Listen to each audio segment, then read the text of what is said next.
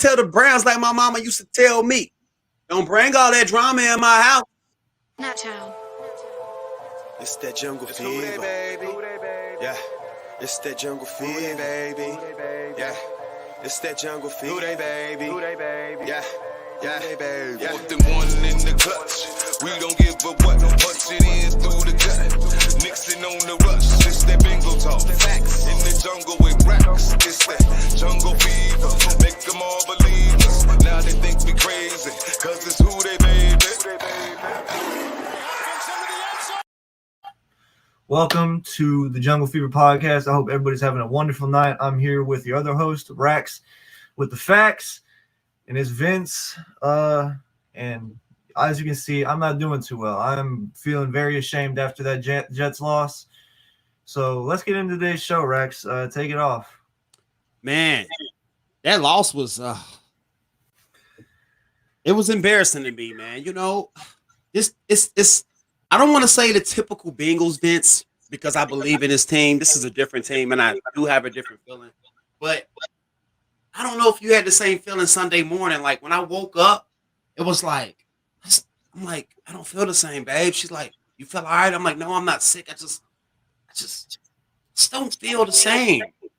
Like I feel like I'm like, I know it's not the Bengals, but once the game started, I was like, yeah. This is why I feel the way I feel. I've been watching this team for too long. You know, these games where you're supposed to go in there and run them over, and this what happens. You let this guy Mike White show out, you know, and then, you know, Thursday night football, he's brought back down to reality. Why we always got to be the team to get showed out on, Vince? Why? Well, to answer that last part, too, I don't think he really got shut down. Mike White was actually dealing pretty early on. It's just the injury happened, and then he just got cut out. But then Josh Johnson came in and fucking lit everything up. 300 yards, 3 touchdowns. He looked amazing. He looked amazing out there. But Mike White's that dude, man. I'm going to be honest with you. Mike White's that dude. But even with that, that's no excuse to give up 34 points to the Jets. No. I have no words for how that game happened, but you know it's a learning curve, as simple as that. I'm as the week has gone on, I felt better about the. I felt better. As weird as that sounds, I feel better about the loss now. But you know, obviously, it still stings because it's to the Jets. Yeah, and that's not going to go away, and that's something that we're going to have to live with for the rest of the season, and that's the same thing the Titans are going to have to deal with. But that's also a good comparison to look at it, man. The Titans came in. Lost to that Jets team, but there was differences though with that, because the difference with that is the Titans weren't healthy. They didn't have Julio and they didn't have AJ Brown, and they were missing some defensive pieces. I think some offensive line pieces too. Meanwhile, us, we were pretty much a completely healthy scratch. I don't recall too many injuries besides the ones we've been dealing with for weeks now. So for me, I don't know what happened exactly, but what I can tell you right now is the Jets exposed our biggest weakness. And I've been on record on Twitter, on YouTube throughout the offseason, preseason, leading into, and even through the weeks of this season, our biggest weakness are the flats and the check down routes. Those check down routes, flats, screen passes, whatever short passes around the line of scrimmage, that's our biggest weakness, and that's where we struggle the most to stop it. And the Jets literally, that's all they did all game. They literally just threw to the flats, the screens, the checkdowns, and it worked every time. They flat out exposed our biggest weakness on defense, and it didn't help much with the fact that we just couldn't tackle either. No, it didn't. And then it seemed like our defense was super aggressive, and like Logan Wilson said, the coverage was they was throwing up under the coverage.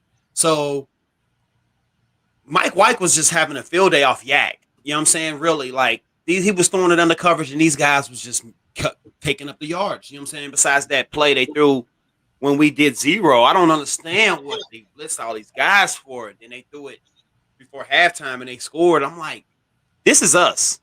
This is what we usually do to teams.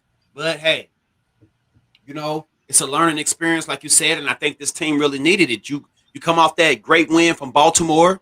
And you like, hey, you know, we heard the comments from Burrow, you know, but Burrow also said in the conference interview before the game, I just don't want my team to take the success to the head. I want you to focus, you know. But Burrow can't control all those guys. He can only be the captain. You know what I'm saying? And hopefully they learn from their mistakes. Because honestly, I think this team is better than what they displayed against the Jets. I think they kind of Oh, went in this game absolutely. flat. They went in this game unfocused because even if the coach called his play for coverage, you know who you covering and you know your zones. You're just better than what you displayed. I ain't got to get into details about how you let this team. It seemed like you wanted to keep everything in front of you, and I understand that. But at some point in time, you have to make adjustments. Like, okay, keeping them in front of us is killing us. Right now, we got to play some freaking coverage or something, man to man or something. I don't know what went into this game. If Lou went out and just said, "Hey, I'm just gonna focus on this Browns game. I'm gonna go throw out this simple game plan for this game, win or lose." I just think this game. I just think this coaching staff is still young, and they just really, really focus on division games. Some odd reason, you know, and Yes. and that's great. But at the end of the day, you can win all 6 division games and be 6-10 and don't go nowhere. 6-11 now, actually. Yeah, and don't go nowhere. So, man, I just really want this guy. I just really want these guys to win this game coming up, so we can really take this bye and use it what a bye is supposed to be used for. You don't want to go on a bye on a loss because you can't enjoy the bye with the loss. You can't just straight focus on the next team with a loss. You need to go in a bye with a win. Seriously, Yeah, Vince. yeah, 100%. You're not wrong at all. You got to focus on the bye week, and you got to go out and win this game. And that's a great point you bring up. It just seems like this coaching staff right now is only focused on the division games. They're not really focused on winning the other games as much as these division games. And that's fine. You know, division games definitely should be your number one priority. But you also got to understand, if you want to be a contending team in the playoffs and you want to win a playoff game, you got to game plan for these other teams. You know, and you got to make them fast. So, you know, that's the thing with it. You know, you just gotta take it with a grain of salt. Obviously, division games should be put first, but they shouldn't be as prioritized as they seem to have been making them, because we've had a lot of close calls. We've had a lot of close calls with teams we shouldn't have had close calls with. The Jaguars, Yeah, the who else do you think? the Bears. Yeah, the Bears. Well, and that's a prime example of stuff like that we end up getting caught. And to me, like I said, I don't think this is a fluke game. I don't think it's a fluke. I don't think it's a bad conception. I think it's just simply that we got flat out exposed on defense at one of our biggest weaknesses, and that's short passes and yak yards. It's as simple as that. This game to me was on the defense and Lou. This is on the defense and Lou. I've seen people continue to blame Zach Taylor and the offense on this one. I don't understand how you can blame Zach Taylor and the offense for this game. They put up 31 points. 31 points should be more than enough to beat any team in the NFL if you have a top 14 to 12 defense like we have. So to me, that's blasphemy. So you gotta take the blame to Lou and the defense on this one. They couldn't tackle. Lou was making very bad play calls, and to be honest, it just seemed like all he did was Tampa 2 every single play. You know, so to me, you have to adjust, and that's something they didn't do. You know, but that's another excuse a lot of people seem to make, is that Mike White didn't have any film on him or anything. You had plenty of film on him through the first half to make adjustments and go out and dominate the rest of the way. And it seemed like they were doing that in the third or late fourth quarter. They were up 11 points, and then everything came crashing down once again. So to me, that's a lame excuse. Don't blame a lack of film on Mike White for the game being lost. Blame this on the fact that nobody made adjustments and everybody came unprepared on defense. That's the simple fact, is that I think the offense came prepared. I think they did their job. 31 points, like I said, plenty to win a game like that. And it's just flat out a bad game by the defense. And moving forward, you got to be more prepared. You got to be more prepared. Simple as that. No, honestly, I honestly can go off what you're saying. Yeah, you can't come into this game unprepared, especially for the defense to give up 34 points to the Jets. I honestly can feel what you're saying, where you can get where it's the defense's fault, Lou, not having a great game plan. But at the same time, I think it was okay. Out of 100%, I'm gonna give 60% of the blame to Lou, and I'm gonna give the other 40% blame to the players and Zach. Now let me break it down to you. I'm not against Zach because I've been looking at this play calls a little bit closer. They are great as to a certain extent. I think Zach when it's a lot of time left, he's a great coach. But these last minutes and these you got the lead. Why are you doing? You're trying to force things to chase, and I understand that Burrow didn't have a chance. It was a spin around. It was basically throw it without looking. I understand he didn't know dude was there. Dude made a great play. All right, I understand that, and I can understand why you called the play because they knew you were running it and they were stopping our run all day. I just think that play, it was a good play, but it wasn't. I can't really explain it, man. I just wouldn't call that exact play. I think I would have called a screen to the other side. Just how the blitz was coming from that left side all day. If you go back and look at that left side, they were killing Quentin Spain. They were coming in there ASAP. Trey Hopkins, they were killing him. And then they really started to show out when Carmen Jackson went out. I'm like, oh my God. But I see where you're coming from, Vince. I mean, even if our offense do screw up a little, how do you let these guys score 31 points? How do you let these guys score 11, 14 points in 5-6 minutes? I don't know, but I can tell you right now, I'm actually going to be honest with you. I disagree. I think it was the right play call to throw it there. Maybe not the exact same one, but I'm looking at this. You have 5 minutes left in the game. They just scored a touchdown. They may have missed a 2-point conversion, but all they need is another touchdown. They have the lead. Simple as that. With 5 minutes left, you want to go out and stomp their throats out. This is the Jets. You want to stomp on their throats and end this game because that's a game that shouldn't be close at all. Usually you got to end it there. So I don't blame them for throwing it. I think that was the right move. Okay. Just bad timing and a great play made by the defender. Who was the defender that tipped the pass? He tipped it and then he tipped it to himself. I'm trying to think of his name. Yeah, I don't know. I don't remember who it was, but I can tell you right now that was a fantastic play by him, and he won that team that game. Simple as that. That was a beautiful play by him, and he won the team the game. Going forward though, man, like I said, just missed tackles was the story of this game, I think. Oh yeah. It was just the Jets opened the playbook on us. It's like the Patriots opened the playbook on them the week prior, and then the Jets said, "All right, let's open our playbook," and they did that, and we weren't prepared for it. Yeah, you're right. And then looking at some stats, I mean, all the games that we lost this year, the 3 games, our missed tackling was at 20%. And then if you go look at the games that we did win, our missed tackling is at 10%. That's right where you want to be. So, yeah, agreeing with you, Vince. Yeah, we missed all those tackles. I mean, think about it. That was a couple of first downs that you could have stopped or that they had to punt. Yeah, this season, man, it's weird because I'm not one to try and get overly upset at losses, right? If we lose to a good team or whatever, that's what we're supposed to do. I mean, that's what we're expecting usually, and that's fine. But the losses and the way they've come about is just pissed me off so much. Like the Bears, that's a game I expected to just lose to the Vikings and beat the Bears.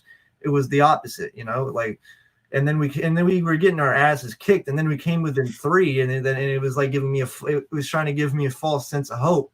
But I knew better. I knew not to trust it, and I didn't trust it, and it happened. I didn't expect that. So, false hope there, and that game probably pissed me off the most. The Packers game, I just couldn't help but laugh at it. I mean, it was just that whole situation was ridiculous. I'm not upset at the fact that we lost to the Packers because that's a team we're exposed to lose to. I'm upset at the way we lost because we had two fantastic chances to win that game, and the weather and just bad luck that day kind of screwed us. And then this game, man, it's the Jet coming off a 41-17 beatdown of the Ravens, and they had the big head. This is how you come off that momentum. This is how. So it's just, we're winning the games we're not supposed to win, and we're losing the games we're supposed to win. Yeah. It's weird. It's been a really weird season, but I'm hoping now through week eight, for Christ's sake, I'm hoping that's the last that we see of these like nonsense, ridiculous games. So I'm hoping this team is fully disciplined now. I'm hoping we're coming out prepared every single week. And, it's on to Cleveland. Simple as that. We're on to Cleveland now. That game's in the past. It happened. We can't change that. So I think that's a great time to transition into this Cleveland game and start discussing the drama this week with OBJ and everything. So let's get to that, Rax. Yeah, Cleveland is coming to Cincinnati. Black on black uniforms being debuted finally for the first time. For the first time, I couldn't wait to see them, man. Cleveland is coming with some baggage. I've been waiting on this uniform combo all year, man. I'm so excited for this. Yeah, they're gonna definitely look good, and then we got Chad Johnson as the gonna be there as yeah. So that's great. That's a little motivation, I guess, for the players. It better be. I think Burrow I think we see vengeance Burrow. Hear me out. You got to see the look on his face when the last year when Baker beat him. It was like you could see it. Like, man, hold on, I know I'm better than this guy. I think we see vengeance Burrow. Burrow was pissed off. He threw his helmet and everything in that Jets game. Not to bring that back up, but I think we see vengeance Burrow. As far as the OBJ situation, like I was telling you before, I blame a lot of that on Baker Mayfield. Baker Mayfield and his commercials and his not being a teammate. I understand that you get in your feelings sometimes and somebody might outshine you. This is my opinions, y'all. I'm not saying this is true. I think that he didn't want OBJ to outshine him. OBJ is one of the best receivers out here, if you ask me. I think he still got it. And then after seeing those videos of him getting open and then he overthrowing him or not even throwing it to him, period, it was sickening to me. So I blame a lot of this on Baker. And then now, if you talk to Baker right now, he's saying, I reached out and I don't understand what this is about. You know what this is about. You know what this is about. Yeah, I personally don't want to. I'm not gonna say too much, because I'm glad we did. I'm gonna be honest. I'm glad we didn't do last week's show. I would have talked so much shit. I would have talked so much shit on the Jets. I'm glad I didn't do that because I would have looked like a complete fool. So with that being said, I'm not gonna trash talk the Browns at all leading up to this game. No trash talk for me. Nothing until is gonna be said until after the game. Because I don't want to jinx it. I don't want to jinx anything. I don't want to set ourselves up for failure. But now that I've got that out the way, let's continue on to this situation and start talking. None of this is considered trash talk. None of this is considered hating. I'm just stating what I think is going on. I think it's completely wild to me how Browns fans try to pin this on Odell. I don't really know exactly what he did. What? He was quiet. What's wrong with that? He didn't have to say anything. All the posts, man, it's just crazy to me what I've seen on Twitter. I've seen some Browns fans say that Odell started the hashtag. I don't even know how that's even. How do you even think that? Like, I don't know. But regardless, going on to that, I've also seen some people say that he could have reached out to his dad to take down the post. For people who don't know, which if you don't know, you've been living under a rock. But Odell's dad, Odell Beckham Sr., he posted the 10-minute video that people uploaded to YouTube of Odell getting open for 10 minutes through 4 games. And he said he was basically blaming Baker Mayfield. Right. And people try to pin that on Odell and say, he's your father, reach out to him, you would tell him to take the post down. Why? I can get what you say by that, but one small issue with that. How do you know he didn't reach out? And how do you know that his father declined? His father is a grown-ass man and has raised him. He's his father. He's the one who gave him a shelter. He's the one who gave him a roof over his head. He's the one who took care of him for 18 years plus until he was ready to move out and be on his own. He's a grown-ass man. He can make his own decisions. And who knows? Maybe you don't know his relationship with his father. Maybe he's declined. You know, I mean, would it have been an asshole move from the dad? I mean, you can argue, yeah, but I mean, still, he's a grown ass man and he can make his own decisions. So for me to pin that on Odell is ridiculous. And another one they pin it on him for is saying like he's a diva. He's been nothing but professional these last 2 years. People want to say he performs better without Odell. Last I checked, 2020, those few 7 games when he actually had Odell was playing pretty damn good. From my memory, he was playing good. Sure, he didn't see as many targets or anything, but when he was targeted and he was making the most out of the plays, like against the Bengals, a prime example when they won. That's what I'm about to say. Like a couple of those games against us, they wouldn't have won if they didn't have Odell. Like the first game against us, because the second game against us, that's when Odell went out with a torn ACL and was out for the year. Yeah, but against us the first time, Odell had 4 receptions, 70 yards, a touchdown and stuff, and his 4 receptions ain't much, but I can tell you right now that was plenty, and that was a good game by him. It was a good game. 4 receptions, 70 yards plus or whatever, and a touchdown. That's great. Yeah. If you can get that production from a wide receiver consistently, that's perfect.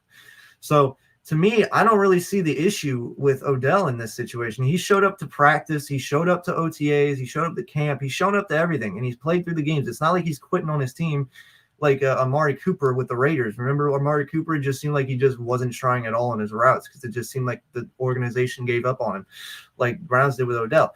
You can see on the film Odell's still trying, and he is getting open. He is wide open. I don't understand how you miss him like that. But you know why he's missing him? Because Odell isn't his first read. And to me, that's criminal. How is Odell the biggest name on your roster, the guy who's known as one of these generational talents who's put on amazing seasons with New York? How is he not your first read? If he was his first read and he was targeted more and he was dropping the passes like these Browns fans are trying to say he is, okay, now we have an argument to make that Odell's a problem. But he isn't being targeted at all. And another stat I'll throw out there for you, 40 to 42% of the passes thrown his way from Baker are uncatchable. That's 40% of the passes thrown his way uncatchable. That's damn near half. Exactly. And statistically, he has around 2 drops only on the season. Now, from what I'm hearing from Browns fans, there may be more than that. But I'm going to be honest, I think it's being greatly exaggerated because most of the drops I'm seeing are off the fingertips and stuff and just thrown too high. You know, it's just Odell trying to make a play, but it's too far out of reach. So I think that's complete BS. So maybe you heard it because I ain't seen nothing.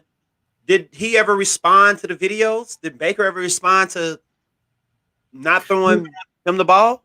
He never really responded to that. But I will say in a presser he had, somebody asked him if he expects if he would want an apology from Odell, and Baker said a conversation. He said, yeah, a conversation like that would go a long way. Like, you're expecting an apology from Odell? Excuse me, Baker? How the hell are you expecting an apology from him? And, you know, there's also this stuff coming out that he's requested trades in the offseason. Listen, let me tell you right now. There's differences with players when they request trades. Just because a player requests a trade doesn't mean he's giving up on the team, doesn't mean he isn't a professional, doesn't mean he's a complete diva. You can say he's a diva in 2019 because I remember the reports and stuff of him going up to quarterbacks after the game saying, come get me and everything. You can say he was a diva then, but that's the past. That's 2019. This year, he's been nothing but professional. He has not he hasn't posted anything on social media that's outlandish. He hasn't gone out and thrown temper tantrums or anything. All he's done is shown up and go to work. That's it. That's all he's done from the reports I've seen. So, and you can compare this to Xavier Howard with Miami. Remember when Xavier Howard requested a trade and he said he would continue to show up and be a teammate and be a professional throughout and support the team as best he can, but he would like to be traded unless the contract is restructured. Remember that? Yeah. Yeah, that's basically what Odell was doing in a sense, in a sort of way. He requested to be traded, but he was still going to show out and support the team and do the best he could to help them. That's now starting to make sense. Now starting to make sense. And that's what they're mistaking him for. They're saying he's a diva because he requested a trade. If you want to talk about a real diva, look at Jalen Ramsey when he was on his way out of Jacksonville, bringing armored trucks to the fucking camp with money in them and stuff and all that, asking like for a contract and all that, and being traded, like not participating in the games. He was not participating in the games at all. That's a diva. That's a diva right there. That's the definition of a diva. So For me, this whole situation is crazy. But I will say this to cap off before I give it back to you, Rax. That post that his dad made, Odell Sr., Rashard Higgins, he liked that post. He liked that post. Rashard Higgins liked that post, and then he unliked it. And then he unliked it several hours later.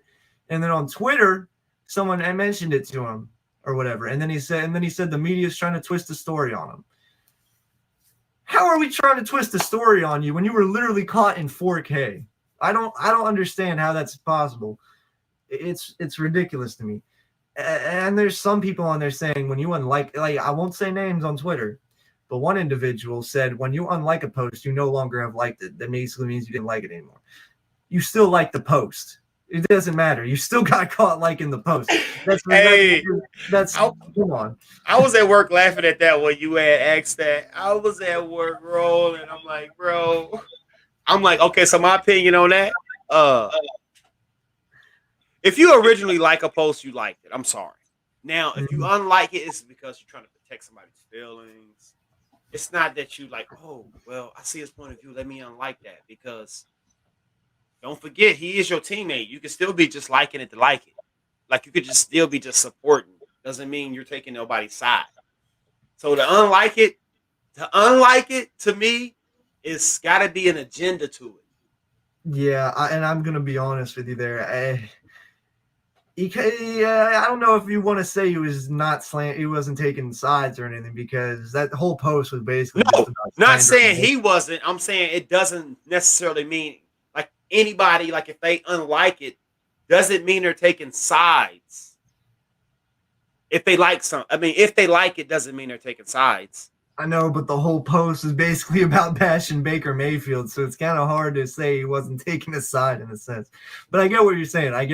Absolutely. I just think I get you. I just think this whole situation is hilarious to me, because it seems like all these Browns fans are just trying to pin it on Odell right now. And you just wonder, how are they going to perform Sunday? It just makes you like, oh, man, I can't wait to see how they're going to perform. I mean, like, are they going to block for Baker? I mean, I don't know, man. I think Baker just got the locker room messed up, man. I don't know. I'm not a Browns fan, so I don't study them closely to tell you how this locker room is. And I'm not saying that it's turmoil in the locker room. I'm just saying, if you ask my opinion, there's got to be some type of distance from Baker Mayfield in this locker room. Yeah, I don't know exactly what it is, but I can tell you right now, it's a mix of everything. I think the coaches are a little in disarray. I think all the players are in a little disarray with each other right now. I don't know what's going to happen, but with this being said, this is why we need to win this game. We got to take advantage of this game. Yeah, and we're desperate. We're desperate. I know we're 2-0 in the division, and this game can potentially almost put a seal on winning the division if we can win some more regular games. The Browns against great defenses. All right, so the Browns against the Vikings won. They put up 14, Vince. The Vikings lost against the Cardinals, and they have a top ranked defense. They put up 14 and lost. Against the Broncos, not a great team overall, but defensive. If you want to rank their defense, they have a great defense, because when the Browns played them, they had Von Miller, and the Browns put up 14. The Browns put up 17, won by 3. Then they played the Steelers last week. And they only put up 10 points. All right. The whole point of telling you this, Vince, is because we have a top 10 defense. We're forgetting what happened to the Jets. Forget it, Vince. Take it out your mind. We have a top 10 defense. It's very hard to do right now, but I'll try. I just don't see them putting up more than 20 points on us with the drama. Just take the drama out of it too. Just statistically. Statistically, I just don't see them putting up more than 20 points on this defense. Now, if you go back to the Chargers game where they put up all those points, the Chargers can't stop the run for nothing. And that's what the Browns like to do. That's why they were able to put up those many points. The Browns, hold on real quick. I'm about to let you go. I'm about to let you speak. The Browns are 2-5 out of their last 7 games. And they're 5-1 out of the last 6 games against us. What's your take on that? 6 games. How many of those were Burrow playing? I think Burrow played 2. 2. Now, when you take that in consideration, that to me, that just means they're 2-0 against us. That's all that means. 2-0 against us. That's not the same team from 2019 and 18 with Andy Dalton. That's the past. We got Burrow now. Burrow is our guy. So they're only 2-0 against us in my eyes. Right. 2-0 in my eyes. So this is a new era. So that's how you got to look at it. Just 2-0. Let's even it up this year and make it 2-2. That's all you got to do. Yeah, and I understand. Yeah, I completely understand. Like, how do you see this matchup going? Like, how do you feel about our offensive line against their defensive line? And now I just look at the injury report, and they say Clowney is questionable, so he might play. Out of this whole week, he was limited in practice today. And then Myles Garrett to go. And before you give your speculations on this, our offensive line against their defensive line, don't forget, Burrow put up 30 points both times while Myles Garrett was playing, even though both games he was sacked for a fumble. So don't forget that. But go ahead. Yeah, I definitely think it's weird because I think the way this Browns lineup has played this year and how they look, I think it actually favors the way our line is set up. The interior is our weakness. But you got to think, I think the Browns' interior is also their weakness. Have you seen Andrew Billings play? No. Oh, my. I'm going to just give you something real quick. You have your phone, right? Yeah. Go on Twitter. Go on Twitter real quick. All right. So let me know when you're on Twitter. Now, are you on Twitter? Yeah, it's loading up. All right. Go to the search bar, and I just want you to search up Andrew Billings and go to videos until you find something called the Andrew Billings experience summed up in one video. All right.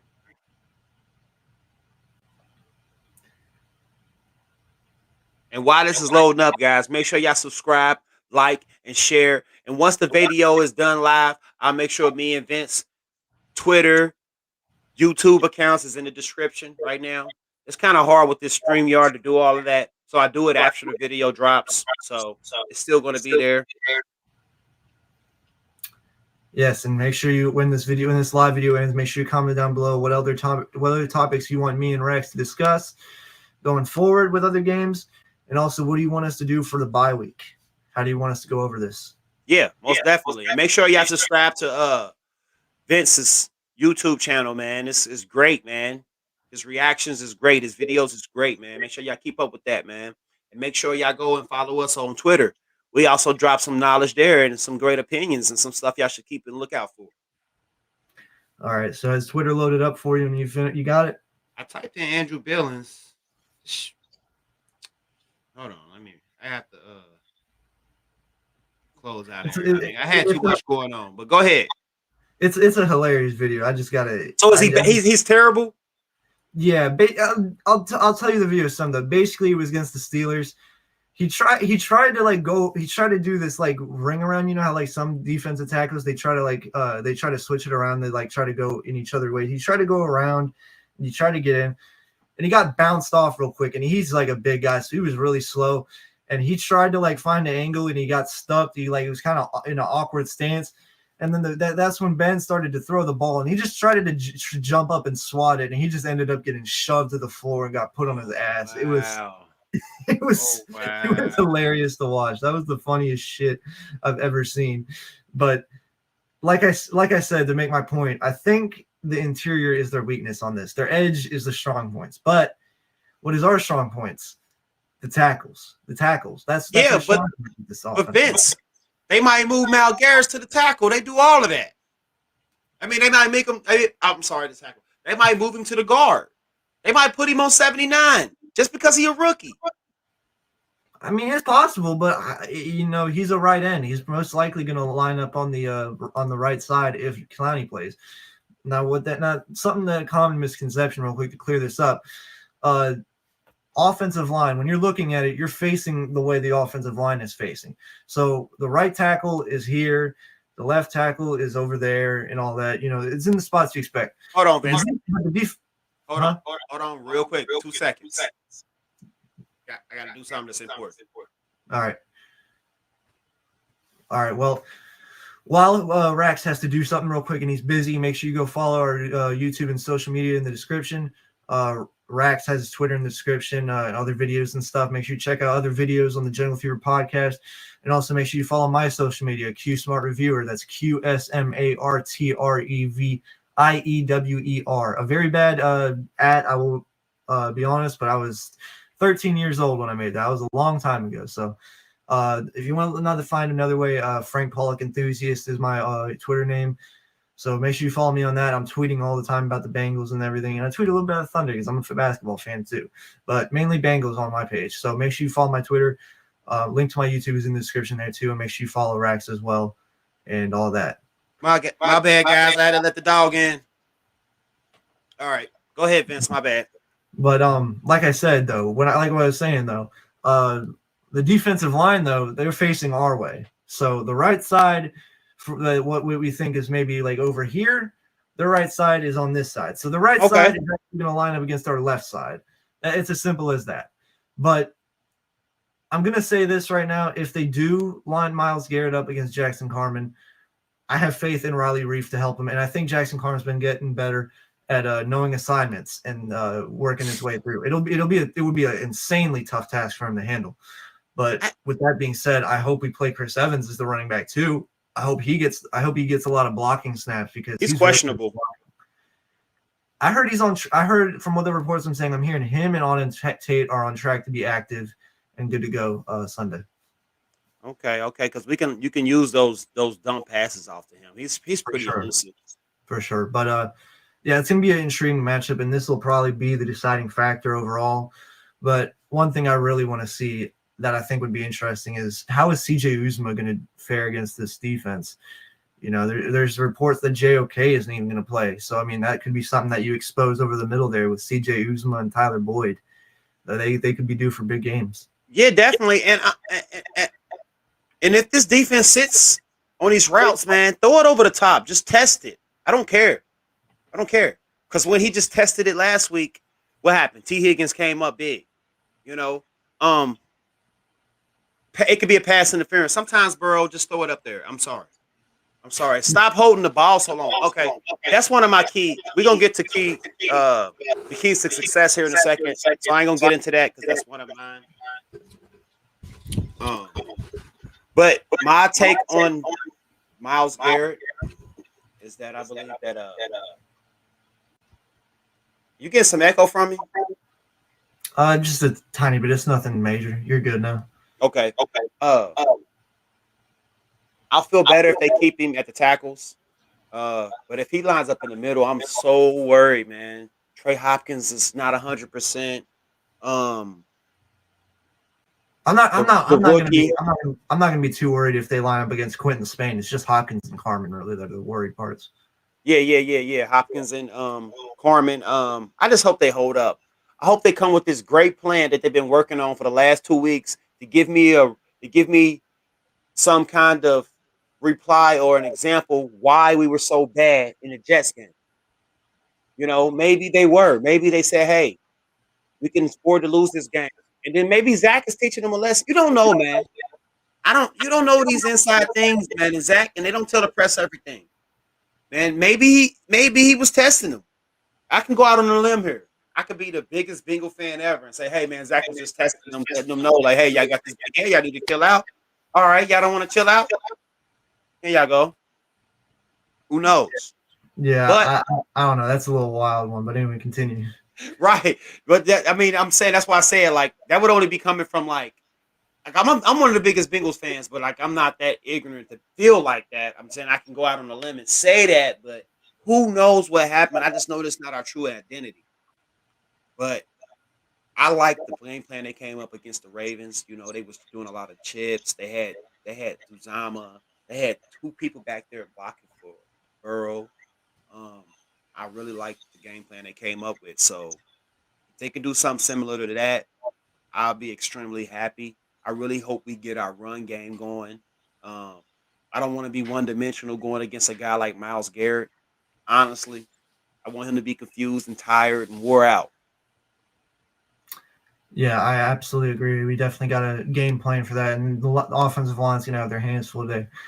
I'm glad to say, though, I think we got the best O-line coach in the league in Frank Pollock now. I mean, it used to be the Browns O-line coach that was probably the best in the league, but now with the way they're performing and everything, with all the injuries and all that they suffered, I don't know if you're going to quite say that. I'm pretty sure Frank Pollock's the best in the league once again because he's got these guys playing way like million times better than what they were last season. They're probably like, if I had to guess, by the end of this year, they'll probably be ranked around 16th or 17th.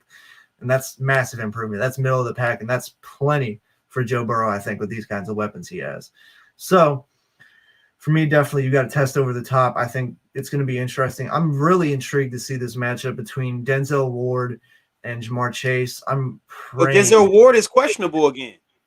Yeah, but if he plays, I'm praying they line up one-on-one with Jamar Chase and they have no safety help. I'm praying. I saw one Browns fan saying that Denzel Ward would lock up Jamar Chase because he locked up Tyreek Hill. I'm praying. I'm praying they do that. I'm praying they test it. I'm praying because that would be hilarious. It seems like they look at the Tyreek Hill game and not realize that Tyreek Hill mainly relies on his speed only. That I'm not saying Tyreek Hill has zero technique to him because he obviously does. He obviously has some technique to him. But what I'm saying is to say I think Jamar Chase is more technical with his feet and he's a lot more physical than Tyreek Hill for sure. He's a much bigger guy and he's got insane speed. So to me, with all that combined, please for everything, I'm praying to you, please do one-on-one with Jamar Chase with no safety help over the top. Please do that. We would love that. Yeah, I would definitely love that. I would definitely love it. But considering he's coming off an injury, I just don't see them leaving him alone with him, even if he plays. Honestly, it would be murder. But hey, that's okay with me because it would be murder. It would be murder. And I know that they're gonna have a safety blanket in him. You got to now. You've seen what he's been doing to these defenses. You got to. He showed out on Steelers. He showed out on Baltimore. You don't think he's going to try to show out on Cleveland? These are division games. You got to show out. You got to put your print in this. Absolutely. So Vince, moving on. What are your keys to success? 2 keys to success. My biggest keys to success is expose the injuries, pass over the middle, get these good 15-yard chunk yards that you can get. Make sure you stretch the ball running out of the outside. Now, like I said, the interior of the line is their biggest weakness, so definitely pound it up the middle for sure when running it. But you mainly want to pound the stretch, and you want to make these guys chase after Joe Mixon. So for me, if JOK is out, stretch the field, make them chase after Joe Mixon, get these chunk yards over the middle, and get T. Higgins' breakout game, please. He's so close. T. Higgins is so close to having his breakout game, man. He's so close. Yeah, T. going to show up today. Sunday. I need that breakout game from T. Higgins. But with that being said, that's my key to victory on offense. On defense, just shut down Nick Chubb and pressure Baker Mayfield as much as possible. Pressure Baker Mayfield, shut down Nick Chubb, and you got a very good chance of stopping this offense dead in their tracks. Okay, I like that, Vince. I like that. I'm gonna go with make sure you can't shut him down. Make sure you slow down Myles Garrett. Don't let him get no fumble sacks. I'm expecting a sack from Myles Garrett. That's what I said, a sack, but don't let it be a fumble. Those type of things be game changers, man. Hey, Pittsburgh's god-awful O-line only let up 1 sack against Myles Garrett. Anything's possible. Hey, we might get we got out of the Baltimore game without one, right? No, sacks? Yeah. No, we had like 5 sacks, I think, in the total game. We actually had no turnovers, though, that game. That's what it was, no turnovers. Okay. All right, yeah, definitely win the turnover battle. And then on offense, my last one, I just don't want Burrow to hold the ball too long. I want him to get rid of it quick. You know, that type of thing wears these defensive ends out. You know, and if Clowney is playing, you know, he's playing injured. He's questionable. So if you're questionable, that means you're going to get in there and you're going to still be in. You're not 100%. Get the ball out quickly. Make these guys ineffective. And on defense, my key to success on defense is just shut down Chubbs. If you shut down the run, you make Baker one-dimensional. And that's when Trey Hendrickson and Sam Hubbard can do their damage. And Larry Ojanobi getting his revenge. He needs that. So make these guys one dimensional. So our defensive line can take care of business. And when Baker's is on pressure, he is not the greatest. He is not the most accurate. He's already not accurate just standing in the pocket with no pressure. So imagine how so get to this guy. Show him he need OBJ. Show him this was a mistake. Show him he should have made the apologies. Exactly. Yeah, for sure. And that's another thing too. You got to add, who's one of the worst quarterbacks under pressure, and who's one of the best, or who is the best actually? I think. Yeah. Who is the best? Okay. So look, I'm pretty sure Burrow is number 1 in the league and under pressure. That's coming from the outside, man. That's coming from the outside. He's the best. See, they don't specify. He's the best when the pressure's coming from either outside. Coming up the middle, Burrow is not the best.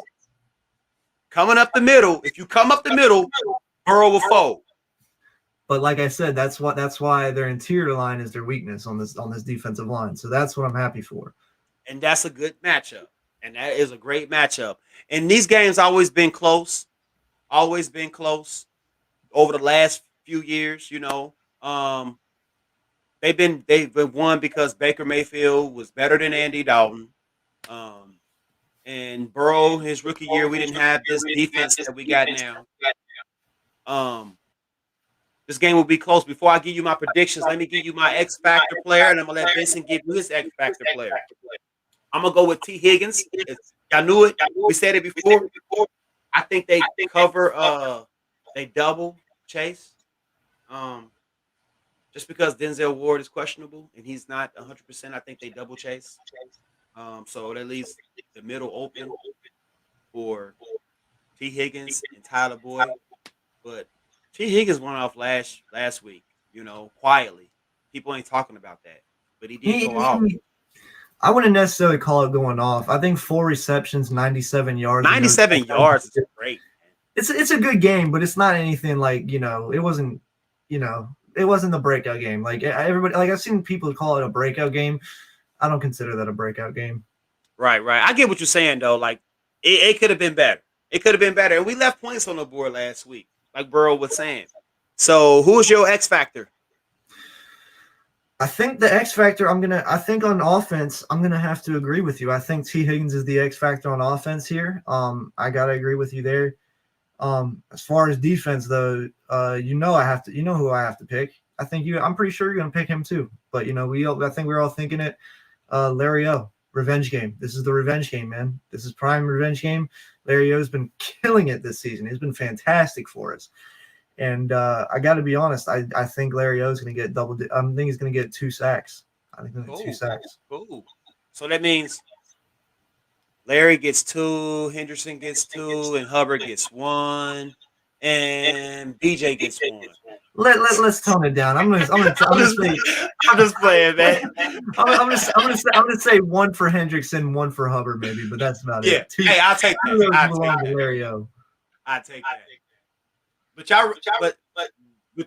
Vince, I give this outrageous prediction every week, and I was just lucky, I guess, against the Ravens. So let me give you my prediction out and let Vince give you his. But mine is always outrageous, guys. All right, and I gave y'all reasons why in the previous videos and the previous of this show. Why I think what I think when I'm about to tell y'all.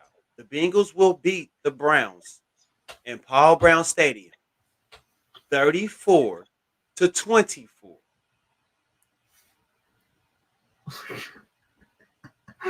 Guys, come on, calm down. It's only 10 points. No, because that's pretty much almost exactly what I had, Rax. I pretty much said the same. Okay. I'm saying I think we're going to score 34. I think we can score 34 points. I think we're going to be beating them either 34-27 or 34-24 around that range. That I literally have the exact same prediction as you, man. Okay, cool. I mean, I just see that. Let's just go off consistency here. Consistency over the last 3 games, win or lose, we've been over 30. You know, consistently win or lose for the Browns, they ain't made it over 20. And they going through this baggage, which they shouldn't bring. And I hope they don't. Mama said don't bring that baggage to my house. And if they bring that baggage to our house, the score will be more than 34. But I'm hoping they just be professional and make this a good game. So, Vincent, go ahead, give your last takes. Go ahead. Pretty much just don't shit talk for the rest until after the game. That's pretty much all I can say here. Just please do not shit talk until after the game, because we did a lot of that leading up to the Jets game. So, and we saw how that backfired on us. We even did it against Chicago too, and that backfired as well. So, with that being said, please, for all of our sakes, don't shit talk Browns fans. Don't jinx anybody, because I've already seen Browns fans shit talking us. Yeah. I've already seen Browns fans saying they're gonna win and beat us and all this and everything, and they're just overall saying, oh, now that Odell drop or whatever. I think that's one of the nicknames I heard. Drop Beckham. Now that he's out of there, Baker's going to be way better and stuff. And now they're going to beat us and all that and stuff. And statistically, he has been better without him, man. Statistically, but like that's another thing you got to think about is that they were running all the time. They didn't. Yeah, they're definitely that's our identity. That's their identity. That's the issue with the Pittsburgh game is that Kareem Hunt was out and they couldn't get the run going with Chubb, and that pretty much exposed Baker Mayfield pretty much. And that's what I want to do Sunday. Yeah, exactly. So, with that being said, don't shit talk Browns fans. Just keep your mouths shut. Enjoy the game. It's gonna be a battle. It's gonna be a battle for sure. Battle of Ohio. I think we can pull away a little bit at the end. Like I said, 34-24, 34-27. But it's going to be tough. It's going to be very tough. So just keep your mouth shut until after the game. Don't jinx us. Don't do any of that. And be professional. Be professional like Odell has. Yeah, be professional, guys. Think about it. We're a young team. We got a young coaching staff. We're learning. We're learning on the way. And Burrow is exceeding our expectations. He is the man. You know what I'm saying? Let this man work. Till then, I guess y'all will see us Sunday night. Vincent will give you his reactions on his page. Make sure y'all follow him. I'll put the descriptions in there. I'll get y'all my reactions. Make sure y'all follow. I'll put the descriptions in there. Also with our Twitter. And y'all will see us. And make sure you comment down below. Yes. From the game and subscribe. Tell us what y'all want us to talk about, and we will. And coming up, for all of the new subscribers, I appreciate y'all. We almost at 60 subscribers. I know this is just the beginning. This is just the beginning. And soon as we reach 100 subscribers, I will pick one of our lucky subscribers and give them this shirt I'm giving out. It's nice. It's nice. It's nice. Make sure you subscribe. Make sure you subscribe. Hey, matter of fact, Vincent, I'm gonna order 3 of them. I'm gonna get you one, me one. I'm gonna send it to you, and really? I'm gonna get the one for the subscribers, and I'll give it away to once we reach 100 subscribers. Let's wear the shirts next week so we can show them what they're getting into. All right, so hopefully we can wear them next week. I have to send off for them, so once they get to me, I have to send you yours. So we might wear them. Might not be next week, might be the week after. You know, we'll wear them. We'll wear them eventually. We'll wear them eventually. And to give you a sneak peek, I ain't gonna give you all the way. It is a Steeler hating shirt. I ain't gonna tell you what it says though. I'm not gonna tell you what it says. But I did create this shirt myself, and this is I'm gonna eventually get me and Vince a website, and he's gonna give me some ideas, and I'm gonna come up with ideas myself, and we're gonna sell merchandise.